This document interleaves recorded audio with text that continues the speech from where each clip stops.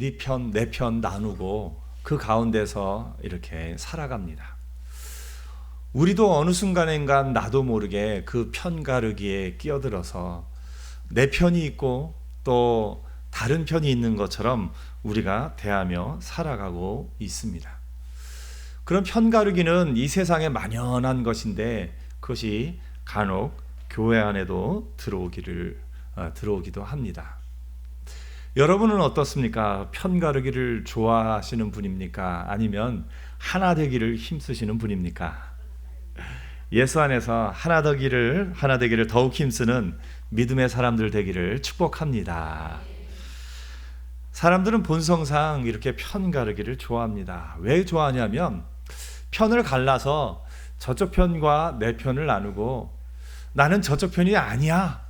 저쪽 편은 이런 것들이 잘못됐는데 난 그렇지 않아 하면서 마음의 위로와 우월감을 느끼기 위해서 사람들이 편가르는 것을 좋아합니다. 예수 안에서 구원받은 또 예수를 믿고 구원받은 백성인데도 이 갈라디아 교회 안에 편가르는 사람들이 나타났습니다. 그들은 뭐냐면 유대주의자들입니다. 그 유대주의자들이 와서 예수 믿고 구원 얻는 거 참 좋은데 그걸로 조금 부족해. 할례도 받아야 되고 율법도 지켜야 되고 그래서 조금 더 나은 사람이 돼야 되는 거야. 이렇게 하면서 사람들을 유대주의자들이 그 율법과 할례를 행한 사람과 그렇지 않은 사람들의 편을 나누기 시작합니다. 바울 시대의 이 유대주의자들이 어떻게 기도했는지 여러분 아마 들으시면 놀랄 겁니다.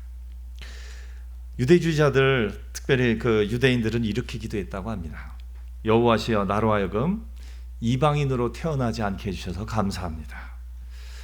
나로 하여금 종으로 태어나지 않게 해주셔서 감사합니다. 세 번째가 충격적인데요. 나로 하여금 여자로 태어나지 않게 해주셔서 감사합니다. 유대인 남자들은 이런 기도를 하면서 어떤 민족적인 것에 의해서 또 종과 신분에 의해서 또 남녀 성비에 의해서 차별을 하면서 그 차별에 의해서 자신의 그런 어떤 안정감을 누리며 살았던 것을 보게 됩니다. 바울은 이런 유대주의자들에게 정면으로 반박합니다. 오늘 갈라디아서 3장 28절 말씀 한번 읽어보겠습니다. 오늘 읽은 본문에 갈라디아서 3장 28절입니다. 다 같이요. 시작.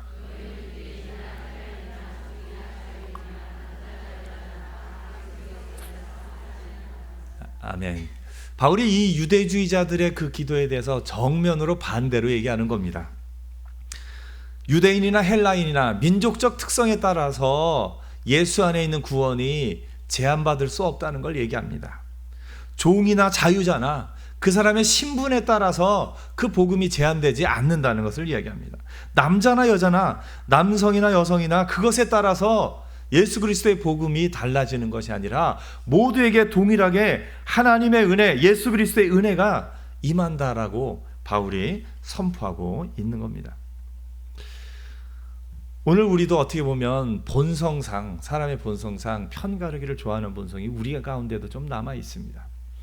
아이들은 태어나면서부터 그걸 누가 가르치지 않아도 배우는 것 같습니다. 요즘 초등학생들과 중고등학생들이 가끔 누군가를 왕따시키는 걸 보면 한 명 조금 연약한 아이, 조금 이렇게 괴롭혀도 나에게 해가 되지 않을 것 같은 그런 아이를 한 명 정해놓고 그 아이를 왕따시키면서 나는 저 아이와 달라 하면서 자신들만의 위로를 받고 하는 것들을 봅니다. 그 아이들 보면은 참 자신이 가진 존귀함을 스스로에게서 찾지 않고 다른 한 사람을 왕따시키고 차별함으로써 자신의 자존감을 얻으려는 그런 모습들을 봅니다.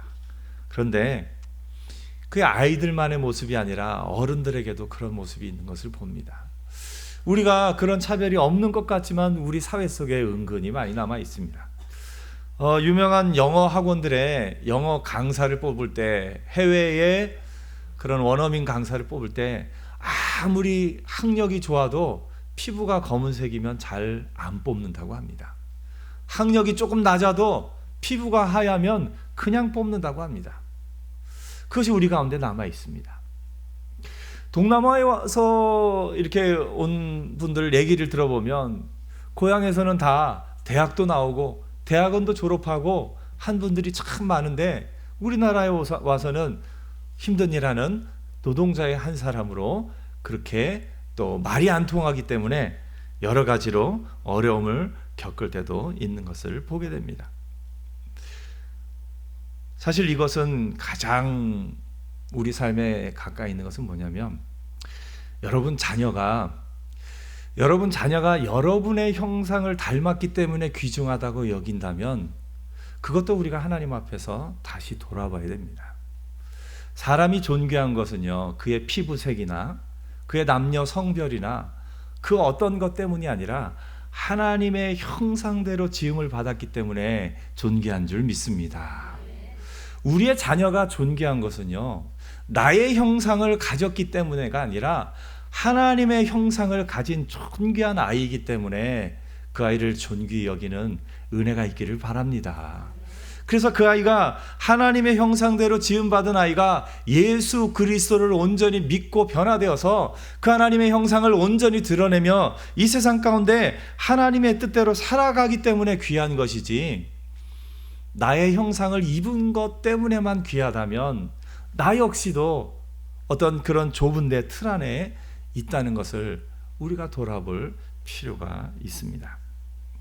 유대인들은 바로 그런 부분에서 민족적, 아브라함의 자손만이 귀하고 나머지는 귀하지 않다, 내 자녀만 귀하고 나머지는 귀하지 않다, 이런 생각들이 유대주의자들에게 있습니다.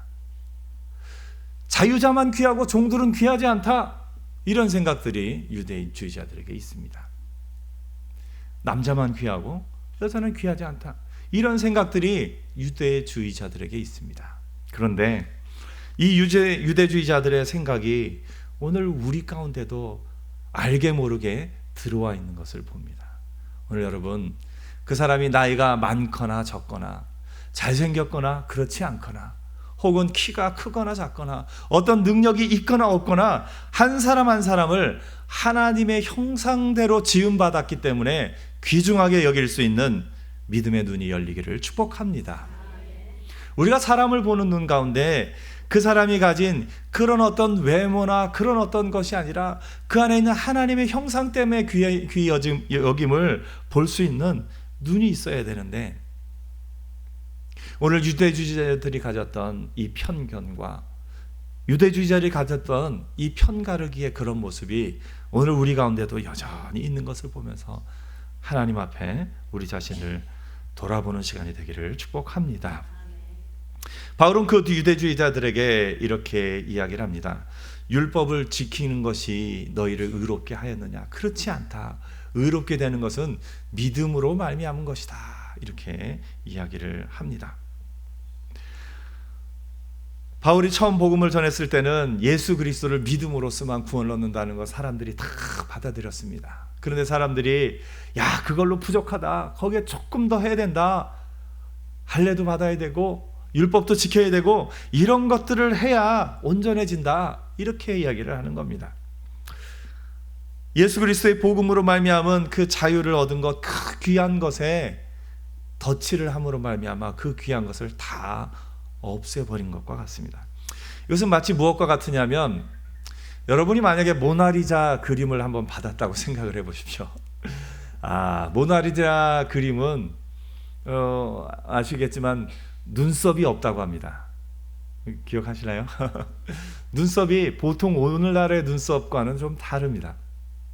그런데 그 귀한 그림을 딱 받아들고 누군가가 뭔가 부족한 것 같아 하고 눈썹을 이렇게 색칠을 진하게 하면 그 그림의 가치가 어떻게 되겠습니까? 그 그림이 지닌 모든 가치가 무너져 버리고 말 것입니다. 유대주의자들이 율법을 또 할례를 행하는 것을 집어넣은 것은 바로 그런 것과 같다라고 바울이 이야기하고 있습니다. 유대주의자들은 악한 의도로 갈라디아 교회 사람들을 유혹하고 있었습니다.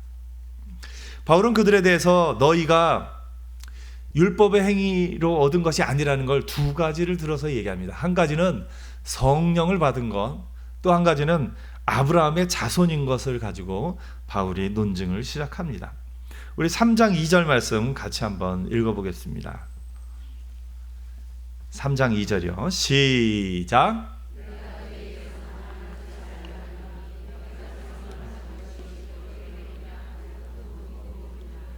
예.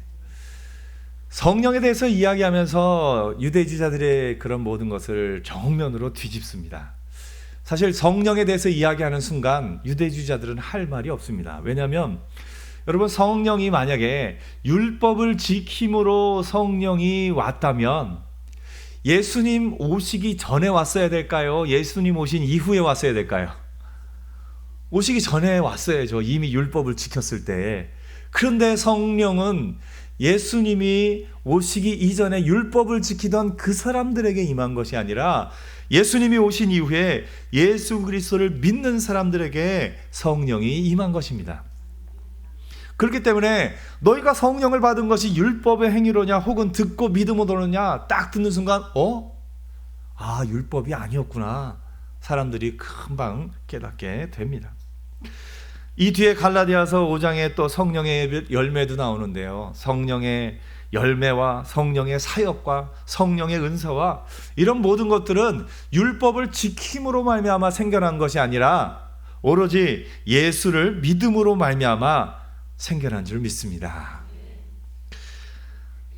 바울은 더 나가서 너희가 이같이 많은 괴로움을 헛되이 받았느냐? 과연 헛되냐? 너희가 이 고난을 참고 이런 박해를 참은 것도 다 믿음으로 성령을 받았기 때문에 참은 것인데 왜 율법으로 돌아가려고 하느냐?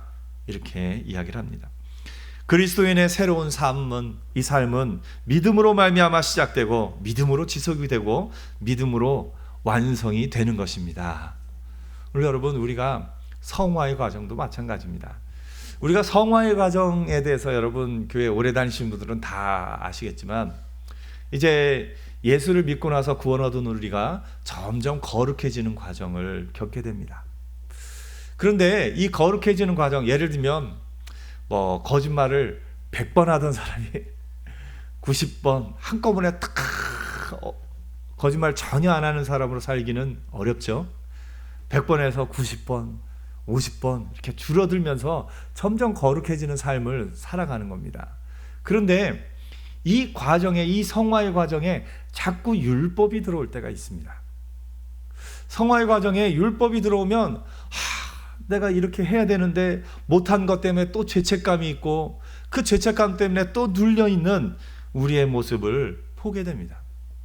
여러분, 성화의 과정도 어떤 율법적인 그런 어떤 계명에 따라서 그래서 이루어지는 것이 아니라 성화의 과정도 내가 죄인으로서 죽을 수밖에 없고 그런 내가 예수 그리스도를 믿음으로 말미암아 변화되었다는 그 믿음, 하나님의 은혜 안에 있는 믿음을 지속적으로 반복적으로 확인할 때에 그 성화의 과정이 이루어지는 줄 믿습니다. 이것은 마치 청소년기의 아이들이 어른이 돼가는 거하고 비슷합니다. 여러분, 요즘 제일 무서운 게 중2라고 하죠. 그 청소년기의 아이들이 어른들이 지키는 것과 똑같은 그런 율법을 억지로 지키게 한다고 그 아이들이 어른이 됩니까? 안 됩니다. 그 법을 그 아이들에게 그대로 따르게 한다고 그 아이들이 어른이 되는 것이 아닙니다.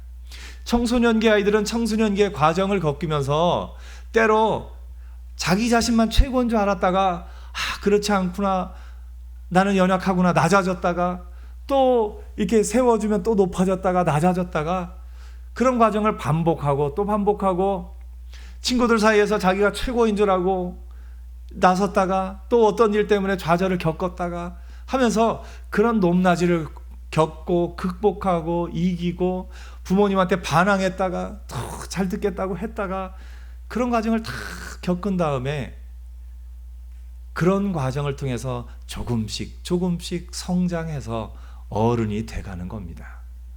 오늘 우리가 믿음의 성화 과정도 그렇습니다. 율법을 하나님이 우리에게 주신 은혜의 그 말씀들을 내가 무조건 다 지킨다고 해서 내가 성화가 되는 것이 아니라 때로 내가 좀 괜찮지 하고 교만했다가 어느 순간에 나도 죄인이구나 하고 깨닫고 탁 낮아졌다가 어느 순간에 내가 왜 그럴까 하고 막 바닥에 있다가 아니야, 예수께서 이런 나를 위해서 십자가에 죽으셨지 하고 또 올라와서 힘을 내고, 그런 과정을 반복되면서 우리가 성화의 과정을 겪게 되는 것을 보게 됩니다.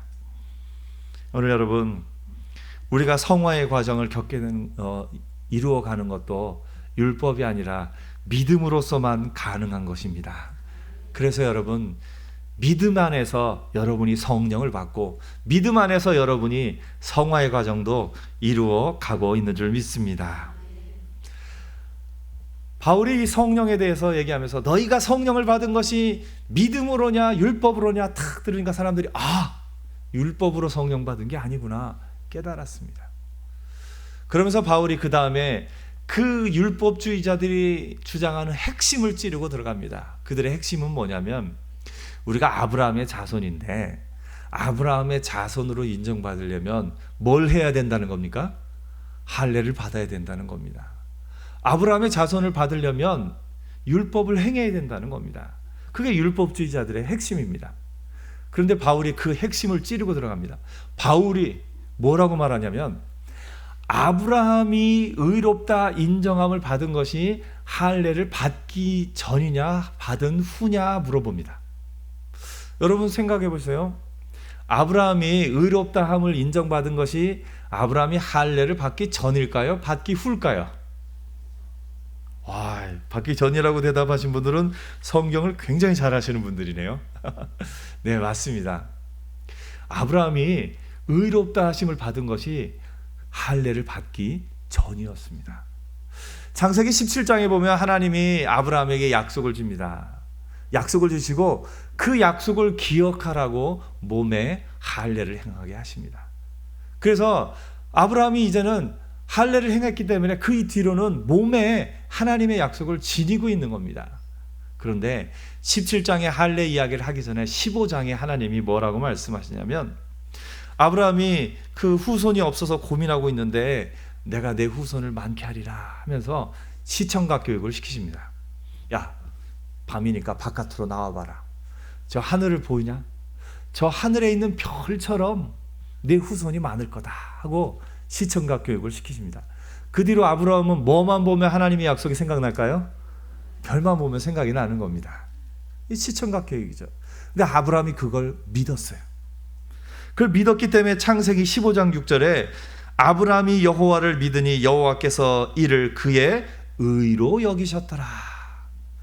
할례가 나온 창세기 17장 그 이야기 이전에 창세기 15장에 하나님이 아브라함의 그 믿음을 보고 아브라함을 의인으로 인정하신 줄 믿습니다.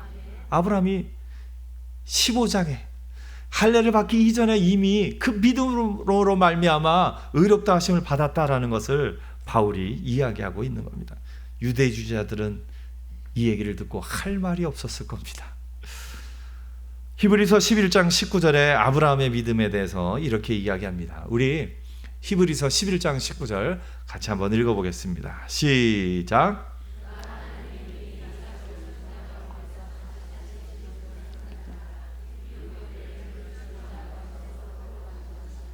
아멘. 아브라함은 하나님을 그냥 죽은 자 가운데서 그냥 아브라함이 생명을 주시는 하나님만 믿은 것이 아니라 부활의 신앙을 믿었다는 것을 이 구절을 통해서 알 수가 있습니다. 하나님이 생명을 주시는 하나님일 뿐만 아니라 이삭을 제물로 바치러 갈 때 아브라함의 마음에는 뭐가 있냐면 이 이삭을 죽여도 하나님이 다시 살리실 것이다. 아브라함에게는 그 부활의 믿음이 있었습니다. 로마서 4장 20절에서 22절에 그 아브라함의 믿음을 또 이렇게 이야기를 합니다. 로마서 4장 20절에서 22절 같이 한번 읽어보겠습니다. 시작. 하나님의 약속을 의심하지 않고 믿음으로 견고해져서 하나님께 영광을 돌리며 약속하신 그것을 또한 능히 이루실 줄을 확신하였으니 그러므로 그것이 그에게 의로 여겨졌느니라. 아멘. 아브라함은 하나님의 약속을 믿었을 뿐만 아니라 그 약속하신 하나님을 믿는 믿음으로 말미암아 의롭다 인정함을 받았습니다. 율법주의자들의 그 모든 얘기에 대해서 아브라함이 정면으로 반박을 하면서 그 율법이 보다도 하나님의 의롭다 여기심을 받는 것은 율법에 의한 것이 아니라 믿음에 의한 것임을 분명하게 이야기를 합니다. 그렇다면 율법은 어떤 의미가 있을까요? 믿음으로써 의를 얻는다면, 의롭다 하심을 얻는다면 율법은 무슨 역할을 한 걸까요? 바울이 그 이야기를 합니다. 율법은 우리가 흔히 생각하기에 법이 있다는 것은 가장 먼저 집안에 규칙이 있고 법이 있으면 뭐를 없앱니까? 죄를 줄일 수 있습니다. 법이 있다는 것은 그 법을 따르면서 이거 하지 말아야지, 이거 하지 말아야지. 법이 있기 때문에 죄를 줄일 수가 있습니다. 유대인들은 더 나아가서 이 율법이 있기 때문에 우리가 복을 받을 수 있다. 율법을 지키면 그 하나님의 복이 임할 것이다 라고 이야기를 합니다. 어떻게 보면 맞는 말입니다. 그런데 문제는 율법 자체에 있는 것이 아니라 인간의 본성에 있습니다. 인간의 본성이 율법을 지킬 수 없다라는 겁니다. 그렇기 때문에 율법은 복이 되지 않습니다. 오히려 율법은 죄를 더하게 만듭니다. 왜냐하면 예전에는 율법이 없을 때는 죄인 줄 알지도 못했던 것이 죄로 정죄를 받고, 또 그것이 죄인 줄 알면서도 또 넘을 수밖에 없는 인간의 연약함이 있기 때문에 그렇습니다. 그래서 율법은 생명을 가져오는 것이 아니라 결국은 죄를 더하게 하고, 율법은 죄를 깨닫게 하고, 결국은 그 죄로 말미암아 우리에게 사망이 왔습니다. 죄의 삭은 사망이요 라고 성경은 말하고 있습니다. 그런 의미에서 율법은 살려주는 것이 아니라 어떻게 보면 한편으로는 그 죄에 대해서 정죄하는 역할을 하는데, 오늘날 우리의 삶에 있어서 항암 치료받는 과정이 율법하고 참 비슷하다는 생각이 듭니다. 여러분, 항암 치료를 받은 분들은 혹은 항암 치료에 대해서 우리가 알고 있는 부분은 알겠지만, 항암 치료는 살리는 겁니까? 죽이는 겁니까? 네. 그 암세포를 없애는 거죠. 암세포를, 다른 세포를 살리기보다 암세포를 없애면서 암세포가 우리에게 잘못 전달하고 있던 정보를 끊어줌으로써 새로운 세포, 새로 살리는 것들을 할 수 있게끔 도와주는 역할을 하는 겁니다.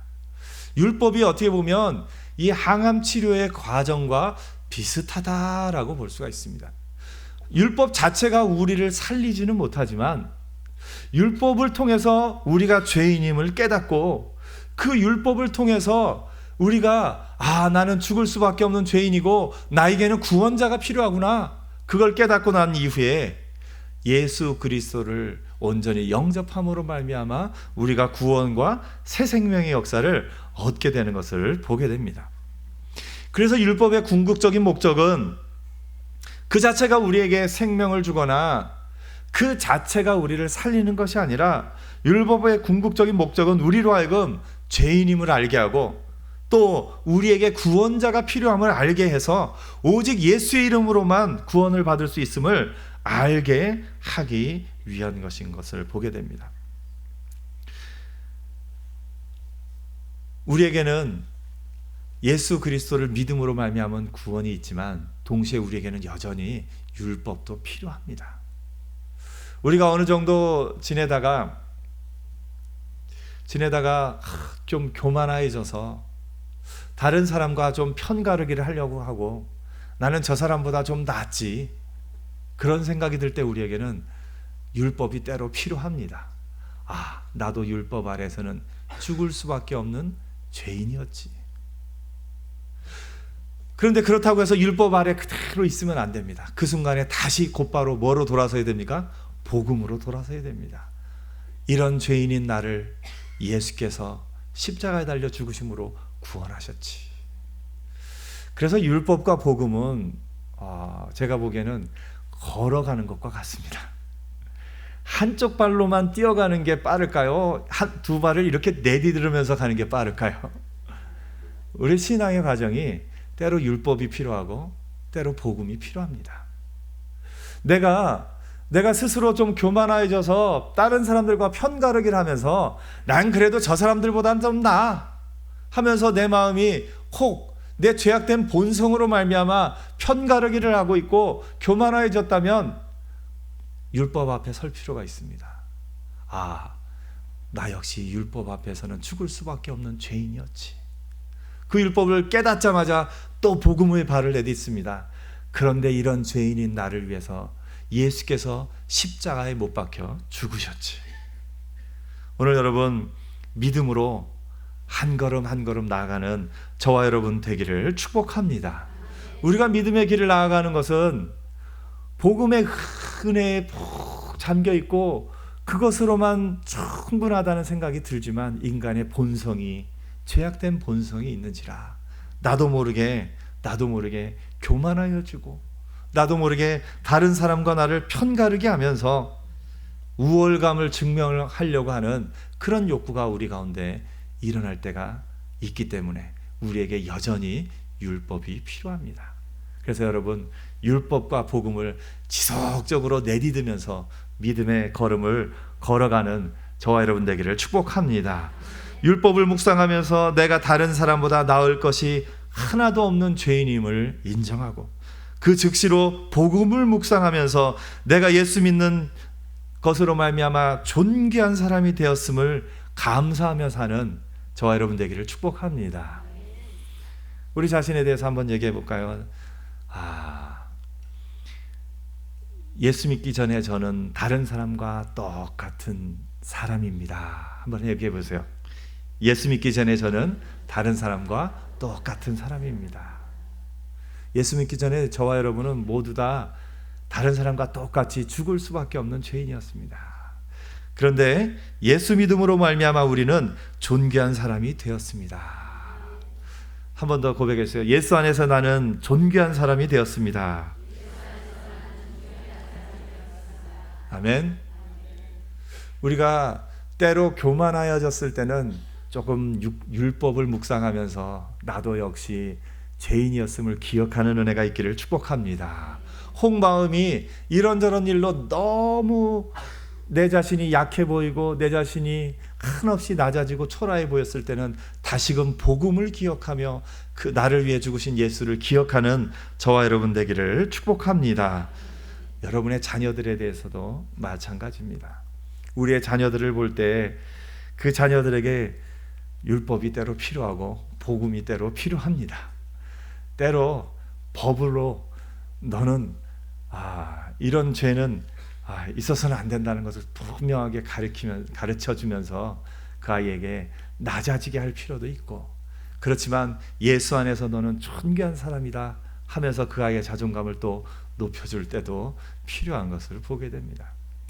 여러분이 율법과 복음을 한 걸음 한 걸음 내딛으면서 믿음 안에서 하나님의 은혜 안에서 예수 그리스도의 믿음의 장성한 분량에 이르기까지 자라가는 저와 여러분 되기를 축복합니다.